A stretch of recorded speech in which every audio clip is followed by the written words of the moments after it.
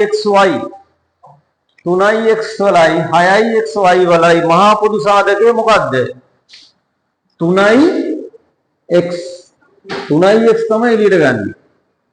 ඒතර 3x වලින් 3x එළියට ගත්තාම මෙතන ඉන්නේ 1යි. නේද? මේ ධන ලකුණ මෙතනක් ධන ධනයි ධනයි ධන 3x එකෙන් ගුණ කරාම තමයි 3x හැදෙන්නේ. ඊට පස්සේ ධන ධනයි ධනයි ධන 3x මොකෙන් ගුණ කරාමද 6xy හැදෙන්නේ. 2y ආයි මේක ගුණ කරලා බලන්න චෙක් කරලා බලන්න 3x එකෙන් ගුණ කරාම 3x ලකුණක් සැලකිලිමත් වෙන්න ඕනේ.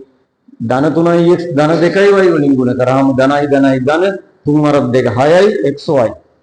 ඊළඟ එක 15යි pq ඍණ 20යි pr. ධන 15යි pq. එහෙනම් අපිට එළියට ගන්න වෙන්නේ මහා පොදු සාධකය ධන 5යි p. 5යි p ගන්න පුළුවන්. දර 15යි pq වලින් 5යි p එළියට ගත්තාම ධන 3යි q. හොඳයි. ඊට පස්සේ මෙතන ලකුණ ඍණ වෙන්න ඕනේ නේ. ධනයි ඍණයි ඍණ ගුණ කරාම එතන මෙතන එන්න ඕන 4යි 5 4ක් 4 20යි p ගත්තා එහෙනම් r